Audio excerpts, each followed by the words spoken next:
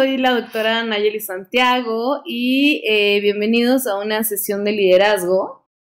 El tema de hoy es el liderazgo, el carácter del líder y su impacto en el tejido social.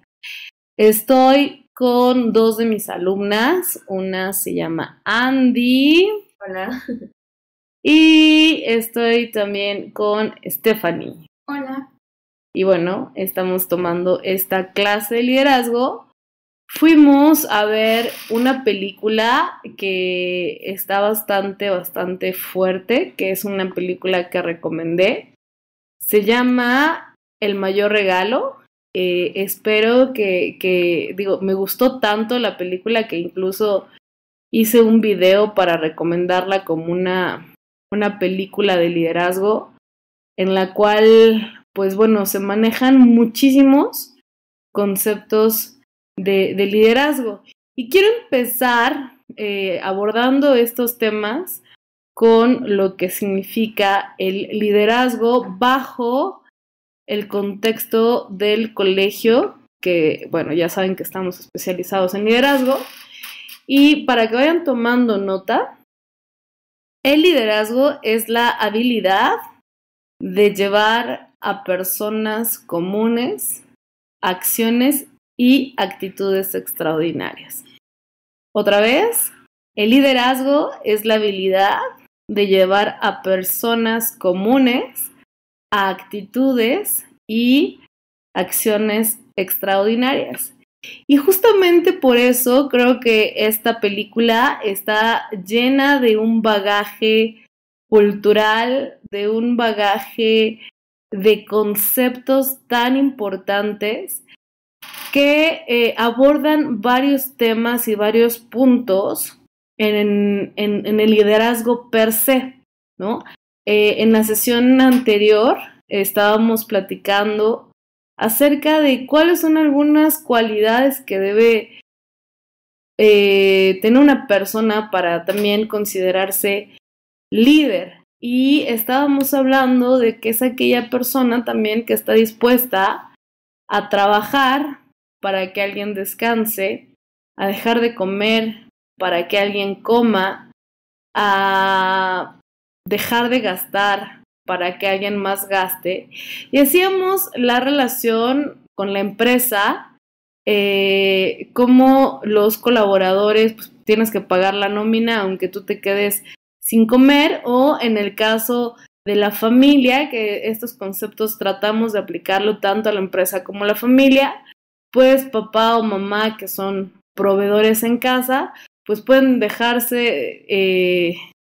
quedarse ellos sin un bocado, pero a las crías, como hoy les llaman, a las bendiciones, pues no los dejan sin comer. Entonces, esto tiene que ver mucho con el carácter del líder, de también cuál es la edad perfecta para casarte, cuál es la edad perfecta para emprender un negocio, y justamente es cuando se tiene el carácter para hacerlo, no es a los 30 años, ¿no? Existen personas que tienen 20 años y tienen una madurez emocional, tienen un IQ bastante fuerte, que toman decisiones realmente en el deber ser. Y justamente voy a abordar y retomar este tema en los niveles de juicio moral, ¿ok? Existen varios niveles de juicio moral y aquí voy a poner un dilema. Chicas, quiero que se imaginen el siguiente caso. Ustedes van manejando, no, ustedes no van manejando, ustedes van con la persona que más aman en su vida. Andy, para ti, ¿quién es la persona que más amas en tu vida? Mi mamá. Tu mamá. Steffi. También mi mamá. También tu mamá. Ok. Quiero que se imaginen que van con su mamá y su mamá va manejando el coche y se pasa un tope porque lleva un poquito de prisa y se pasa un alto. Y al pasarse el alto, ¿qué crees que sucede? atropella a una persona, ¿ok? Atropella a una persona y esta persona fallece. Es tu mamá, ¿ok? Tienes 3 opciones. La consecuencia es de que como mató a una persona, pues evidentemente la consecuencia, ¿cuál es? Que se va a la cárcel, ¿ok? Entonces, tú eres el único testigo que sabe la verdad, ¿ok? Que sabe que tu mamá iba manejando a una velocidad no permitida, ¿ok? Y sabes que si tú dices la verdad, pues tu mamá va a ir a la cárcel y eso sería lo más conveniente. Esa es la primera pregunta. Y la segunda es que como tú eres el único testigo que existe, la siguiente pregunta es si tú dirías la verdad en esa situación donde tú sabes que se van a llevar a tu mamá a la cárcel porque ella iba a exceso de velocidad, atropelló y mató a una persona. Andy, fuerte y claro, por favor. Pues sí está difícil, pero sí tendría que decir la verdad. Tú dirías la Sí. verdad. Ok. Fanny, la verdad, la neta del planeta. Tú sí dirías la verdad. Sí. Aunque te quedes sin tu mamá. Pues sí, porque esa persona también tenía familia y no sería justo. Eran por culpa de otra persona, aunque fuera mí. Ok, y Andy, ¿por qué tú sí dirías la verdad? Porque si le pasara lo mismo a un familiar mío, me gustaría saber cómo pasó, quién lo hizo, o por lo menos. Ok, tú también por esa razón dirías la verdad. Exactamente ese tipo de liderazgo en el que yo sé lo que es correcto y hago lo correcto tal cual, nosotros lo venimos predicando desde hace algún tiempo, se llama liderazgo post-convencional, ¿ok? ¿Ya lo anotaron? Es el liderazgo en el que se sabe lo que es correcto y hago lo correcto, se llama post-convencional. Existe otro tipo de liderazgo que se llama liderazgo convencional, ¿ok? Y esto va un poquito enfocado a sopesar las cosas, ¿no? O sea, la persona pues ya está muerta al fin y al cabo, ¿no? Y lo que sí va a haber es realmente una afectación hacia mi persona y hacia mi familia, porque pues Andy, ¿quién va a mantener a tus hermanos y a ti misma? ¿No? O igual Fanny, o sea, ¿quién mantiene la casa o quién va a hacer toda esa función de que ahorita tienen los roles de mamá o de papá, ¿no?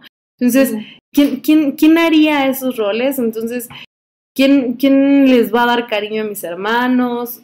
Empiezo ya a sopesar las cosas y a saber que a lo mejor no me es conveniente, o sea, no es lo más conveniente que pues mi mamá se vaya a la cárcel porque pues hay un bien mayor y a lo mejor mi mamá pues es la cabeza de mi familia y sin ella toda la casa se cae, ¿no? Entonces, ahí este liderazgo convencional sopesa cuál es el bien mayor y en función del bien mayor, pues se toma esa decisión. Sin embargo, existe el liderazgo también preconvencional. El liderazgo preconvencional es que I don't care, no me importa pase lo que pase y si la otra persona tiene familia y tiene sentimientos, pues yo voy a hacer lo que tenga que hacer para yo estar bien es la ley del primero yo, después yo, al último yo, y finalmente yo. ¿Hasta ahí voy bien? Ok. Entonces, este tipo de juicio moral, que también es una forma de liderazgo, porque pues evidentemente estamos hablando de culturalidad, no es lo mismo la cultura que se puede vivir, por ejemplo, en Polanco, que se puede vivir en la colonia Roma, o a lo mejor en la colonia Doctores, o a lo mejor en la salida a Puebla, ¿no? El contexto social que existe es totalmente diferente y no siempre lo correcto va a ser para los demás eso correcto que nosotros creemos que es correcto, valga la redundancia. ¿Hasta ahí muy bien? Entonces, necesitamos identificar en qué tipo de liderazgo estoy. Hace tiempo yo les platicaba una situación que sucedió dentro de las preparatorias donde se vendían los exámenes y que nosotros como mexicanos decimos que somos personas virtuosas, que somos personas, y usualmente los papás dicen que sus hijos son los mejores y que son bien educados y que serían incapaces de, ¿no? Sin embargo, somos ejemplo de nuestros hijos o de nuestras familias. Y recuerdo también un caso de una empresa que estaba construyendo un edificio, si no mal recuerdo, en Santa Fe, en la que encontraron algunas ruinas y por cuestiones de permisos y ética profesional también del CEO, pues decidieron parar la obra. El caso es que como aquí en México, pues muchas cosas, si no transas, no avanzas, decidieron que no iban a dar mordida para llevar a cabo esta obra, ¿no? Entonces, esta persona, imagínate, perdió cantidad importante de dinero porque ya tenía a las constructoras ahí en la obra porque le hacían falta algunos permisos y demás cosas. Pero el CEO, sabiendo todo eso, se dispuso a no dar una sola mordida a razón de eso, ¿ok? La consecuencia fue que tuvo, pues bueno, bastantes pérdidas económicas y financieras. Sin embargo, al paso del tiempo, pues ahorita es una de las compañías que está catalogada como una compañía honorable. Y el gobierno, by the way, o no el gobierno, porque no quiero generalizar, pero las personas que estaban a cargo de dar estos permisos y estas autorizaciones y demás trámites dentro del gobierno, saben que esta compañía pues no les va a dar mordida, porque esta compañía se maneja en un liderazgo postconvencional, ¿ok? Estos son los 3 niveles de juicio moral, lo cual nosotros como líderes, y es una frase que no me voy a cansar de repetirles, un líder no juzga, pero sí comprende, mas no justifica, ¿ok? ¿Sí vamos bien o no? Un líder no juzga, sí comprende, pero no justifica. Es decir, puedo entender que hayas salido tarde de tu trabajo, lo entiendo, lo comprendo, pero no te justifico. Me acuerdo que muchas veces al inicio que iniciamos el colegio, nosotros teníamos una plática con los alumnos padre e hijo y se introducía en una sesión de liderazgo, porque como bien saben, el sistema del colegio es para alumnos de alto rendimiento y ya deben llegar hasta cierto punto con la voluntad, porque hacemos un coco wash tan profundo que el carácter de las personas cambia, ¿ok? Y empieza a suceder que en esa plática se les maneja la puntualidad a los alumnos. La consecuencia de no llegar temprano a las clases es que ellos tenían que pagar 400 pesos al colegio. Esta política se platicaba en conjunto con los papás, ¿ok? y el papá y el hijo debían estar de acuerdo con esa política. ¿Por qué? Porque al final necesitamos disciplina en la formación de líderes de alto rendimiento. Entonces, si la clase iniciaba a las 3 de la tarde, a las 3:01 ya era retardo, ¿no? Y quiero platicarles dos perspectivas de las cosas, ¿no? El enfoque proactivo y el enfoque reactivo ante esta misma situación. El enfoque proactivo es que me decían, oye Nash, pero es que, ¿por qué no das 10 minutos de tolerancia para que lleguen las personas? ¿Y cuál crees que era mi respuesta, Andrea? Porque yo diría que estoy pagando para obtener resultados y si no como parte, pues poco puede. Ok. Steffi, ¿cuál crees que fue mi respuesta? Perder el objetivo. Ese sería eso en primer. Ok, esa no fue mi respuesta. Mi respuesta fue que ellos saben de antemano que viven en la ciudad más grande del mundo. No sé si actualmente seguimos siendo la ciudad más grande del mundo, pero hasta ese momento yo tenía el dato de que éramos la ciudad más grande del mundo y evidentemente con los problemas de vialidad de la ciudad más grande del mundo. Entonces, la tolerancia no se las tenía que dar yo o no se las tenía que dar el colegio, se la tenían que dar ellos mismos. ¿Qué quiere decir? Que si yo sabía que tenía que llegar a las 3, pues adelantara mi reloj 10 minutos, ¿no? Y que cuando la hora real son 3:10, la hora real fueran las 3, de manera tal que ellos pudieran llegar puntuales y cumplir con el objetivo. Usualmente los papás, es decir, todos los papás con los que firmamos contrato estuvieron de acuerdo con esa política, porque además no era el papá el que tenía que pagar esos 400 pesos. ¿Quién crees que era?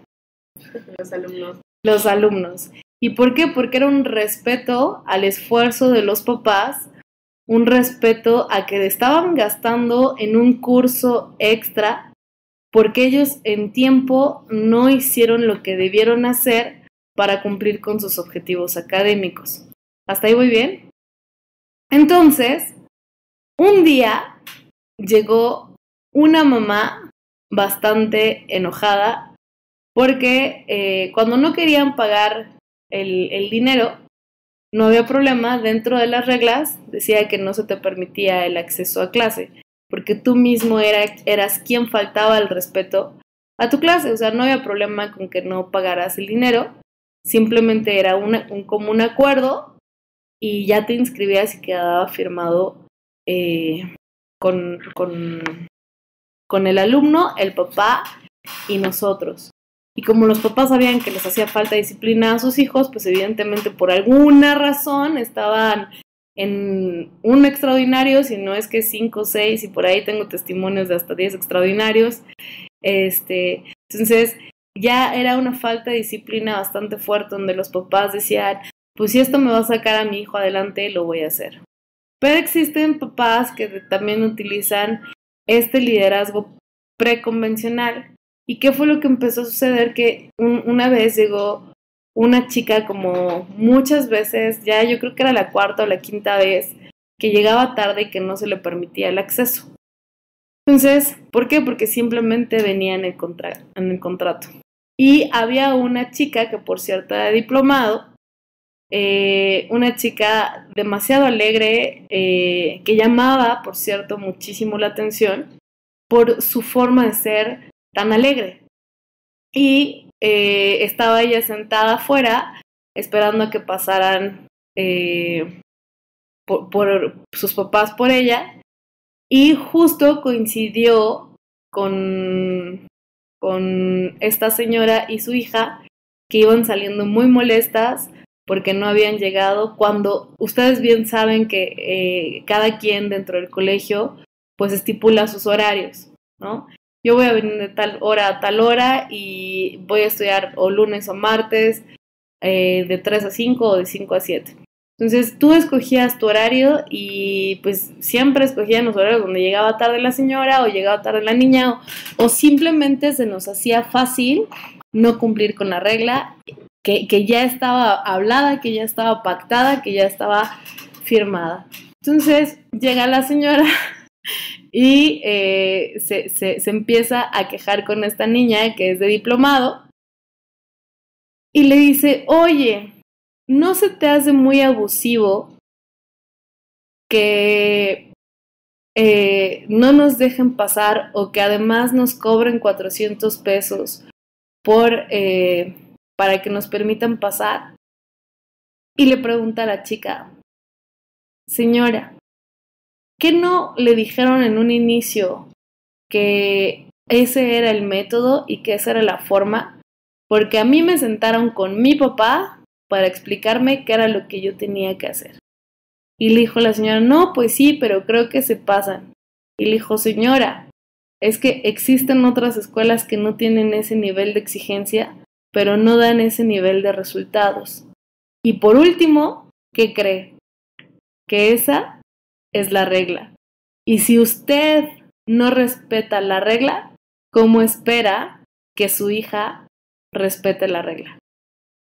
Es una respuesta que yo creo que la señora no se imaginaba, porque aparte esta niña tiene los ojos grandes, hizo una muequita así como de cabeza de ladito de, pues es la regla, sorry, ¿no? Y usted ya lo sabía, no le engañaron y lo sé porque yo también pasé por ese mismo proceso y yo por eso no llego tarde y escojo mis horarios donde sé que son horarios en los que me puedo comprometer.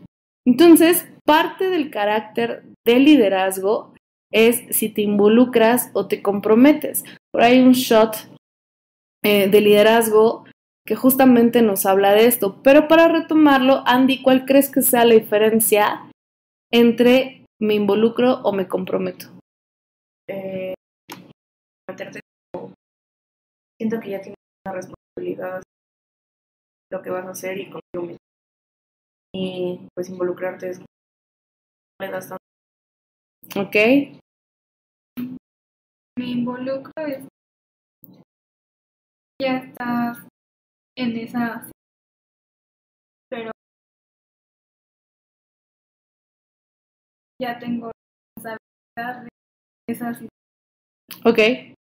Se los voy a dar con un ejemplo más fácil. Imagínate que tú estás haciendo unos huevitos con jamón, ¿ok? La gallina se involucra, pero el cerdo se compromete. ¿Quedó claro? La gallina se involucra, pero el cerdo se compromete. ¿Ok? ¿Por qué? Porque pues el cerdo tuvo que dar su vida para que esos huevitos con jamón llegaran a tu mesa, ¿no? Y la gallina pues solo puso los huevos y listo, ¿no? Entonces, esa es parte, yo creo que, de la importancia del liderazgo que nosotros debemos tener bien cimentado dentro del liderazgo postconvencional, en saber qué es lo correcto y hacer lo correcto y evaluar el bien mayor, ¿ok? Siempre vamos a tener la disyuntiva entre si me voy a la derecha, a la izquierda y se me van a presentar diferentes opciones, pero siempre debo elegir el bien común independientemente de que mis intereses o mis convicciones, mis intereses personales queden sacrificándose por el bien común. Y esa es una de las grandes razones por las cuales Japón, después de haber sido devastada, ahorita es una de las más grandes potencias mundiales y están al nivel en el que están, porque empezaron a tomar esto como una filosofía de vida donde mi interés queda un poquito de lado para procurar tu bienestar o el bienestar de tu familia, aunque yo tenga que sacrificarme, ¿sí? Y eso va también de la mano con los códigos de honor. Parte de tomar como este tipo de cursos o talleres es ver cuáles son los códigos de honor en los que nosotros estamos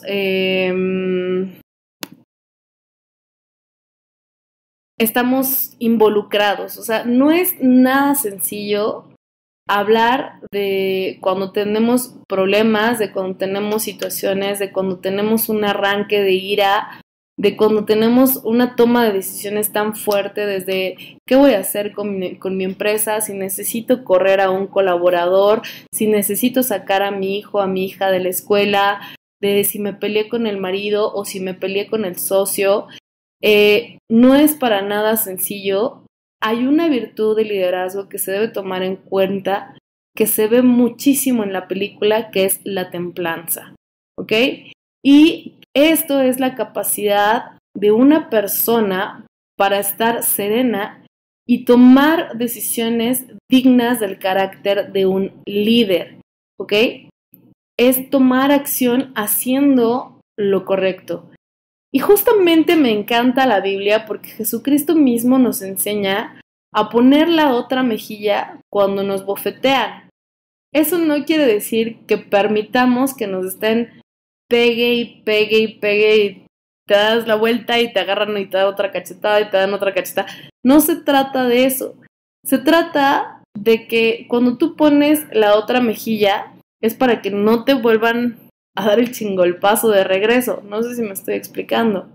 Y tratar de impedir un círculo vicioso donde ojo por ojo, diente por diente, mal por mal, bien por bien. Ajá. Si me dan mal, el carácter del líder y la madurez emocional del líder debe llegar a tal nivel que si te dan una cachetada, tú puedas dar incluso las gracias. Es bien difícil, y ya lo vimos en la película, de cómo pagar bien por un mal que me hicieron, ¿no? Cómo no pagar mal por bien, sino pagar bien incluso por un mal que me hicieron, por algo que me hirió. Y eso va de acuerdo a los principios morales también de los caballeros samuráis. Ellos son súper fieles al honor. El honor siempre crece. Incluso cuando están ya en una situación en la que se ven acaparados estos samuráis y digamos, supongamos que hay 5 de un equipo, ¿no? De un equipo de samuráis contra uno del otro equipo de samuráis. Ellos son tan honorables que no toman gandallez ni ventaja de que son 5 contra 1, ¿no? Se comportan bajo la honorabilidad y esto refiere mucho a la cortesía y la capacidad mental de los guerreros para ser corteses incluso con su enemigo. ¿Qué es la cortesía, Andy?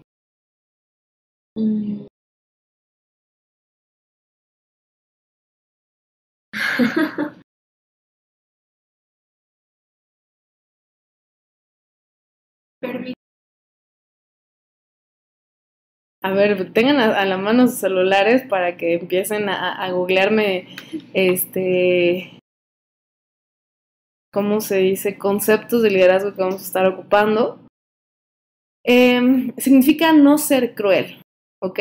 No ser grotesco, no ser grosero con mi adversario, con esa señora hija de la vecina que me cae mal, o que el chisme que dijo de un amigo del radio pasillo de Perenganito que dijeron que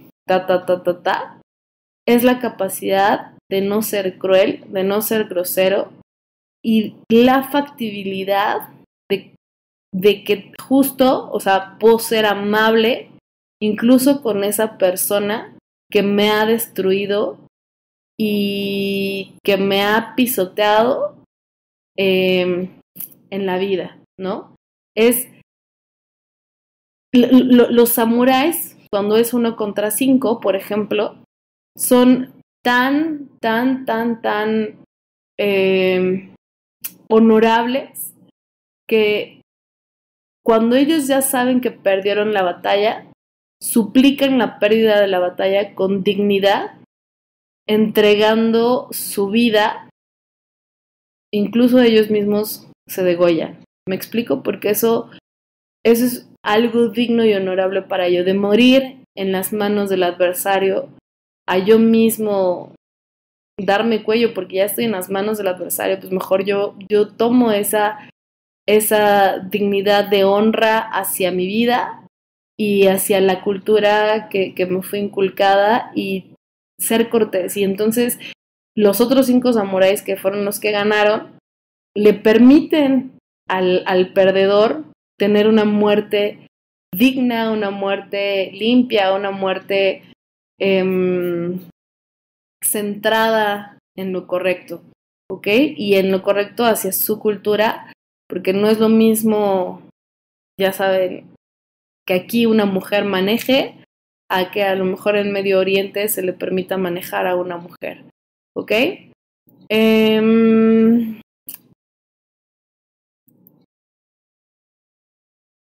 De alguna manera nos podemos preguntar por qué el mundo está como está, ¿no? Y es una de las preguntas que usualmente los ateos me hacen.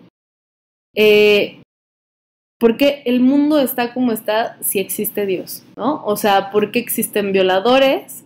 ¿Por qué existen gente que roba? ¿Por qué existe gente que secuestra? Y justamente lo vamos a comentar como parte de la película El Mayor Regalo. ¿De dónde creemos que vienen estas personas? Andy, en el caso del señor francés, platícanos un poquito acerca del caso del señor francés que viene en la película El Mayor Regalo y entendamos un poco el contexto de por qué la gente es como es, pese a que Dios existe. ¿Y qué sucede después con esa persona? Fuerte y claro, por favor, Andy. Nos cuenta que al inicio fue abandonado por su mamá, que lo amarró a un poste en una carretera, y después de eso su papá ahí dice que lo recupera, pero su papá era alcohólico y lo golpeaba cuando pues tomaba. Y dice que un día su papá se excede tanto que lo golpea, o sea, bueno, lo lastima tanto que lo manda al hospital. Y después de eso nos cuenta que estuvo 5 años, creo, me parece, hospitalizado y que veía cómo todos los niños les daban amor y cómo recibían visitas de sus familiares y él no lo visitaba a nadie. Y dice que estaba como del otro lado de la vitrina, que sabía que el amor existía, pero que no sabía que se sentía tal cual. Luego dice que estuvo en una correccional y pues lo molestaban también.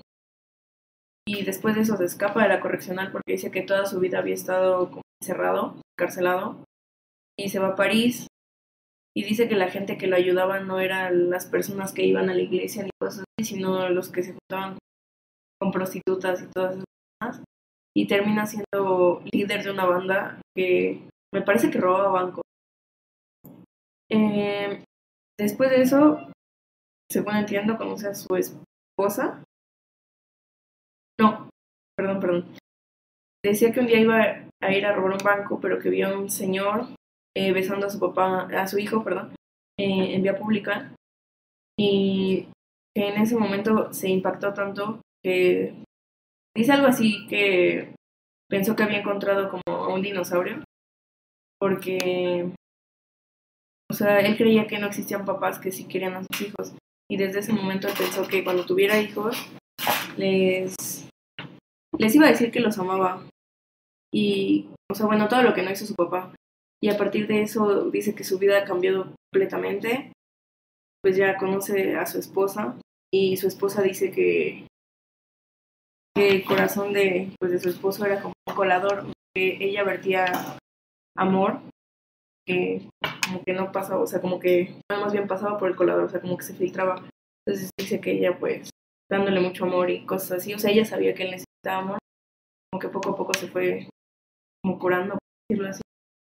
Ok, entonces podríamos decir que parte del liderazgo es el amor. Ujú. ¿Sí? ¿Tú qué piensas, Estefi?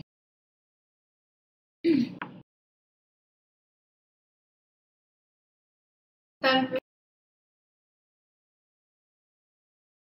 se supone que tiene que dedicar a hacerlo mejor, el amor ayuda. Alguna vez yo le pregunté a Dios por qué pasaba justamente este tipo de cosas. Y de pronto, el pensamiento que también viene en la Biblia, y no me acuerdo en qué parte porque no he encontrado el versículo de nuevo, le decía a Dios, ¿por qué si tú existes, permites que pasen estas cosas tan horribles? Y justo decía ese versículo para demostrar que el hombre no es mejor que los animales. ¿Ok? ¿Por qué? Porque un tigre mata por hambre, ¿no? Pero no asesina. Es diferente el contexto y el concepto. ¿Ok? El samurái, hablando de los samuráis, no solo recibe respeto por su valentía al enfrentarse en la batalla, sino por su forma de tratar a los demás, por su forma de ser amigo, incluso por su forma de ser enemigo. ¿Qué sucede en México cuando una persona se encuentra en necesidad? Es decir, yo tengo un negocio que vende plumas, ¿ok? Y a lo mejor mi empresa está en quiebra, ¿ok? Entonces tengo la oportunidad de vender eso a uno de mis amigos, a uno de mis hermanos, a la familia. Bueno, no te vayas tan lejos. A cualquier persona que te aprecia. ¿Qué es lo primero que te dice? ¿Cuánto lo? Menos, ¿no? Te regatean el precio. ¿Cuánto lo menos? ¿Cierto o no? Oye, Andy, yo quiero ya sé que estás vendiendo tu celular, tu iPhone 6 S Plus, porque sé que necesitas dinero. Ojo que estoy hablando de una necesidad y que yo voy a aliviar la necesidad de Andy al comprarle su celular. Y entonces Andy me dice, sí, fíjate que lo estoy vendiendo porque quiero ir a un concierto, ¿no? Tengo la necesidad, quiero, punto, ¿ok? Y entonces, ese concierto es muy importante para Andy porque ha ahorrado para ver a su grupo favorito que es de Timbuktu, ¿no? Y que no va a verlo cada año ni está aquí a la vuelta de la esquina. Por eso, porque es algo tan importante para ella, lo va a realizar. Es un ejemplo muy burdo, pero que en realidad sí pasa, ¿no? ¿Y qué es lo que yo digo? Andy, ¿cuánto lo menos? Y entonces, un judío me enseñó a cómo dar esa respuesta. Andy, eres mi amiga, eres mi hermana, estamos en el mismo tren. Tú sabes la necesidad que tengo de estar vendiendo este celular. Entonces, yo creo que más allá de decirte cuánto lo menos, tú deberías ofrecerme en función de nuestra amistad, en función de nuestra hermandad, en función de que hemos vivido cosas juntos. Eres tú la que debería darme el precio porque sabe que estoy ante una necesidad. Híjole, ya cuando te ponen en esa disyuntiva, te quedas pensando realmente en la virtud del liderazgo. Porque aquí en México, y no solo en México, yo creo que en los países latinoamericanos, que somos mezcla de indio con europeo, estamos bajo esta misma visión. ¿Cuánto lo menos? La ley del mínimo esfuerzo, ¿no? La ley de lo menos. Menos, o sea, mientras menos te pueda pagar mejor y mientras más me puedas dar tú. Soy un gandalla y el gandallismo es lo que afecta realmente a nuestra economía y no es tanto el gobierno, sino somos los ciudadanos quienes llevamos a práctica, como el caso del atropellamiento de la mamá, pues estas malas virtudes. Entonces, en algún punto una persona, amiga mía, me debía dinero justamente por una necesidad que yo tuve que vender mis cosas y mi mamá sabiamente me preguntó, oye Nayeli, ¿crees que valga la pena perder una amistad por dinero? ¿Y cuál creen que fue mi respuesta? Que haya sido que no. Ok, mi respuesta fue sí. ¿Sí? ¿Por qué? Porque una amistad que te debe dinero y que sabe que tú le prestaste dinero porque le vendiste algo, o sea, haz de cuenta que esta Andy me vende su celular y yo le digo después te pago, ¿ok? No, yo. Y después te pago, y después te pago, y ese después te pago, pues se puede ir. Y por lo menos los mexicanos no somos buenos cobradores, ¿no? Nos da pena como estar cobrando, porque pues nos da pena, pero no nos da pena cuando decimos, pues sí me lo llevo, o préstame un libro y no lo regreso, o cuestiones de ese tipo donde tenemos esta doble moral bien encauzada. Ese enfoque, yo le dije a mi mamá, ¿sabes qué? Sí vale la pena que pierda una amistad por dinero, porque más allá del dinero, lo que está traicionando, ¿qué es? La amistad, la confianza, la honestidad, el respeto. Existen 3 valores primarios. Así como existen los 3 colores primarios, también existen los 3 valores primarios. Que esto se lo pueden aprender como un grrr del tigre. Como un grrr del tigre, que es la responsabilidad, la honestidad y el respeto, ¿ok?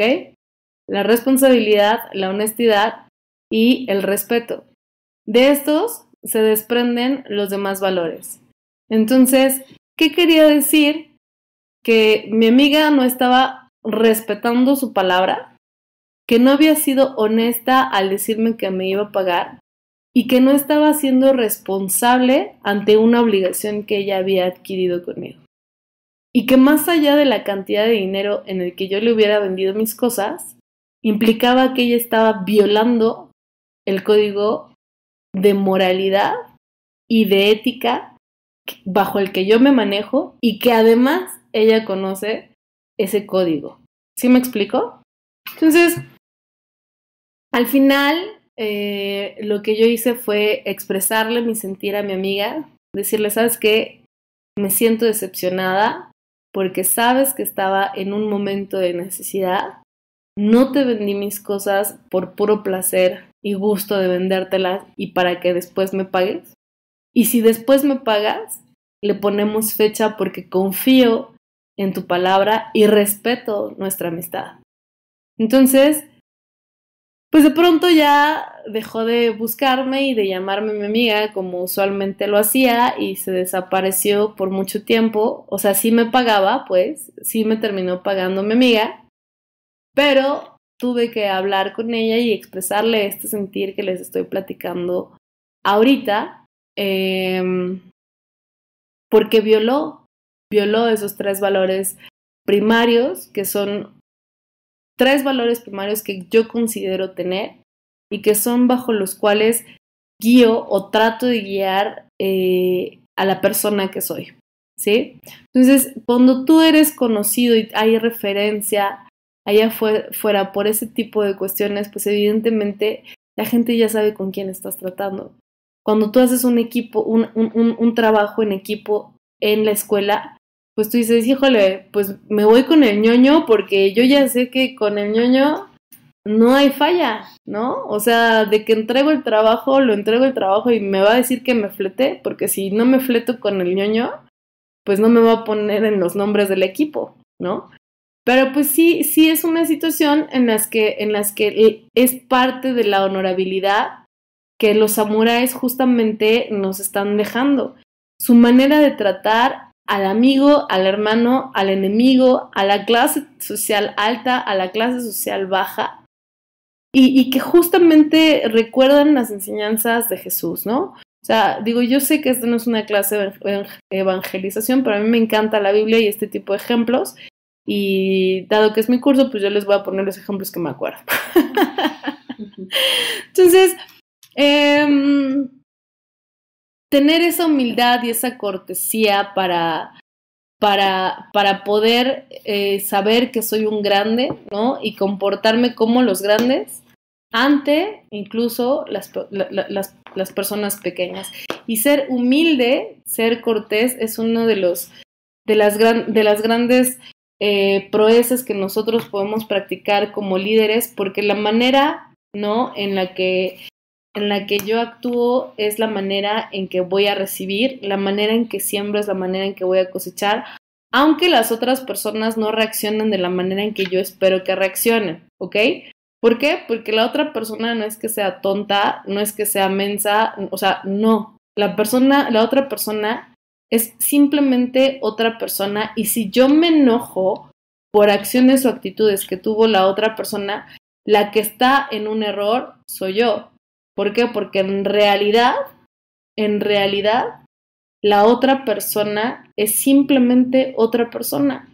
¿Y qué sucede? Lo hemos visto muchísimo en los juegos de estrategia que jugamos aquí en el colegio, en los que Fanny, pues yo ya creo que le voy a dar en la torre a sus muñequitos, y se saca unas que tú dices, me hizo perder cuando yo ya veía la victoria venir, y me engañó de una manera tan cruel y vil que todavía no tuvo misericordia de mí cuando ella ya sabía que me iba a ganar. Usó más fichas porque todavía tenía el privilegio de ocuparlas, ¿no? Entonces,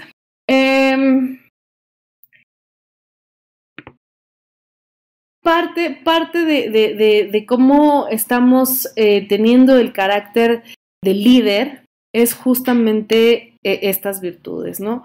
Existe otro ejemplo bastante fuerte, que es el de la bomba. Fanny, fuerte y claro, ¿nos puedes platicar el ejemplo de la bomba?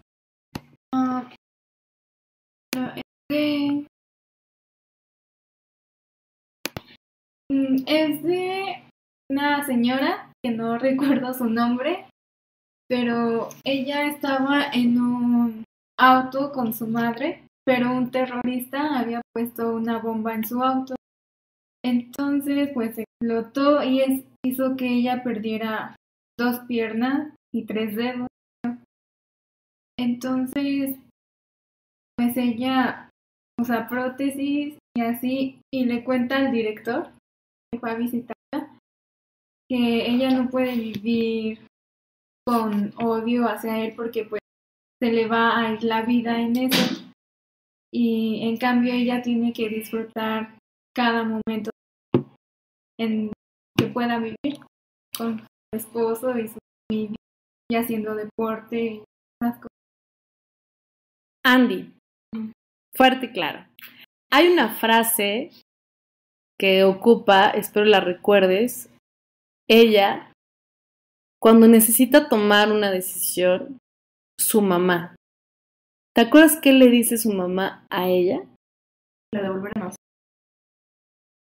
Le dice su mamá que tiene 2 opciones. Ah, sí, llorar o lamentarse, o tomar ese día como el primero, ¿no?, de su vida. Y pues vivir, o sea, a partir de ahí, como si hubiera nacido otra vez. Ok, ¿qué opinas de eso? Me impactó cuando lo vi, la verdad. O sea, me impactó porque dice que hasta lo celebran, y no dice que ella y su mamá tienen la misma edad porque como que nacieron ese día. Pero, o sea, yo creo que es como verle el mejor lado así, o sea, la cosa positiva que puedes hacer. Porque ella se quedó sin piernas, su mamá perdió creo que un brazo y una pierna igual. O sea, es impresionante. ¿Cómo puedes ver la vida así? O sea, es que su mamá no quería que perdiera su vida. Le dijo que tenía que a partir de eso seguir adelante. ¿Y qué sucedió con su papá? Su papá, sí, no podía. Bueno, al principio dice que no podía perdonar porque cómo le habían hecho eso a su hija. Pero, o sea, después cuando su papá entendió que ella y su mamá ya habían sido capaces de perdonarla, dijo, bueno, ¿por qué yo no lo voy a perdonar? Si a ti fue a la que te pasó y tú ya lo pudiste hacer. ¿Has tenido, Andy, situaciones en tu vida en el que esa frase te ayude ahorita a los 18 años que tienes a decir, este es mi nuevo año? Sí, sí han pasado cosas. Entonces, ¿cuántos años tienes en realidad? Ahorita 0. Acabo de nacer, tengo como 3 meses. Entonces, acabo de nacer de nuevo. Y justamente lo que nos enseña el caso de la bomba, del terrorismo, sí. Un terrorista es quien pone la bomba en el coche de esta señora, y lo que nos enseñan ellas es el sentido humano. El sentido humano que cualquier persona debiese tener, y la capacidad de reacción y la capacidad de contención. Esta señora es capaz de abrazar a un exterrorista. Este terrorista tenía 18 años, tenía tu edad, Andy, Sí. Cuando le hicieron un mega coco wash, y se le hizo fácil, como a cualquier adolescente, pues irse con sus amigos a poner bombas porque se sentían anarquistas, porque se sentían defendiendo sus ideales y no tenían idea de lo que eso generaba. Ambos tienen un encuentro personal con Dios. El señor francés, que era delincuente, pues al final termina yendo a una iglesia a pedir, creo que comida, ¿no?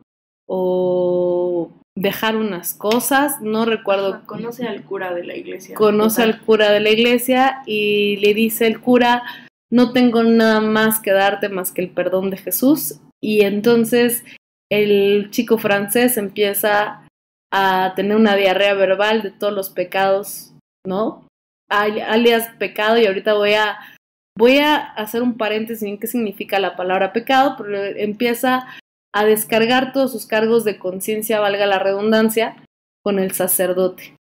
La persona que pone la bomba, estando en la cárcel porque lo atrapan, pues le entregan o le llevan una Biblia y empieza a conocer un poco acerca del liderazgo de Jesús dentro de la cárcel, y es la manera en que trata de ir con personas que se vieron afectadas por el terrorismo y personas que él afectó, a pedirles perdón, ¿no?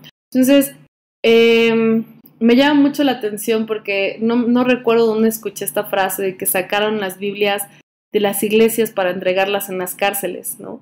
Y esto tiene muchísima razón. Al final es liderazgo para quien quiera tomar una Biblia, leerla, y no de una manera religiosa. Hay muchísima sabiduría ahí. Sigo diciendo yo que la sabiduría es el eje del liderazgo y Dios es el eje de la sabiduría. En fin, tenemos el caso de Ruanda. Andy, platícanos. Bueno, como que se remonta a unos años antes de la actualidad, y te cuenta que antes estaban divididos en 2 clases. No recuerdo el nombre, pero estaban divididos como en 2, que no sé si decir razas. En varias razas. Ajá, en varias razas, dependiendo de sus características físicas. Y te dice que incluso la gente de una misma familia podía ser de diferentes razas por características. Y pues todos sabían, bueno, no todos, ¿no? Pero algunas personas pues ya veían venir lo que iba a pasar. Que hubo un genocidio masivo, no recuerdo en qué año, de una raza hacia otra. Murieron miles de personas, pero dice en la película que era un caos, o sea, de verdad impresionante, porque dice que los niños mataban a los maestros mataban a sus alumnos, se mataban entre familias, se mataban a sus hijos. Sí, o sea, creo que es lo más fuerte bueno, para mí es lo más fuerte de la película, porque sí, o sea, matar a tus hijos y eso, pues ya, pero que, y pues se dieron cuenta al final que estaba mal todo lo que habían hecho y les implementaron un como programa, no recuerdo el nombre, pero era en base a escoger un representante sabio entre las comunidades, reunirse y entre todos ellos decidir el castigo de los asesinos o de cualquier persona que hiciera daño. Y estaba como basada en saber perdonar y que el asesino se disculpara con las familias que había dañado. Y las familias decidían, bueno, no decidían, pero ya tenía gente que tenía que perdonarlos porque sabían que estaban arrepentidos.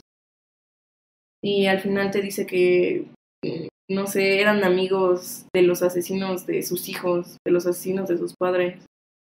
Es una situación bien fuerte, Sí. porque aparte vuelvo a regresar mucho al sentido humano y el saber ser político, ¿no? Justamente la persona que se le empiezan a correr todas estas ideas ser una persona a cargo del gobierno y cómo una organización se mete, pues tiene que hacer una reestructura social por la falta de valores, por la falta de respeto, por la falta de responsabilidad de las acciones de las demás personas. Entonces, nos vamos dando cuenta cómo la falta justamente también de sabiduría, cómo hay un liderazgo preconvencional en este caso, ¿no? Que es mi conveniencia, que es sorry, ahí va y te mato a tu primo, al vecino, al hijo y al amigo y te quedas solo. No es el único genocidio que ha existido a nivel mundial, sin embargo sí ha sido uno de los más representativos porque ahorita es una de las ciudades donde existe paz en comunidad y donde se empezaron a centrar en el bien común, donde se empezaron a centrar en de qué manera puedo beneficiar al otro y puedo otorgar el perdón. Y hay una frase bastante fuerte, no voy a mencionar el caso de las FARC, que es muy parecido al de Ruanda, ¿no? Del asesino, los asesinos de las FARC que van y matan a personas colombianas, y que hay una frase que me impactó a mí, que dice, el amor se conoce cuando alguien viene y te da perdón. El amor se conoce cuando alguien viene y te da perdón. Muchas veces cuando nosotros estamos enamorados, creemos que vivimos en ese amor profundo, pero pues es como diferente, ¿no? Es ese amor que se abraza pasando por alto la falta y siguiendo adelante. Y es lo que debe suceder en las organizaciones y en la más importante, que es la familia. ¿Por qué? Porque a veces, y ya lo hemos mencionado muchísimas veces, por una sola persona, una persona se va a quiebra, y por no perdonar errores, por no perdonar faltas, porque aquí todo mundo las tenemos, por no perdonar esas faltas, pues una familia se desintegra, ¿no? El eje de la sociedad es la familia. Sí, la familia. Y el proveedor de la sociedad, o que hace esa regulación, es la empresa, ¿sí? Entonces, como líderes debemos tener en cuenta este tipo de carácter que nosotros vamos generando en nuestro entorno directo, y buscar en lugar de buscar una víctima, tener la disposición al perdón. Entonces, para ir acotando y para ir concluyendo con el tema de esta sesión, un director de empresa, ¿ok? O un padre de familia, o un niño que está siendo potencialmente entrenado como líder, así como ustedes, deben saber ser políticos, ¿ok? Y no como los nuestros, que te dicen sí, pero que no te dicen cuándo. Es decir, pasar por alto este tipo de ofensas, manifestar la cortesía, la amabilidad, sostener mi palabra,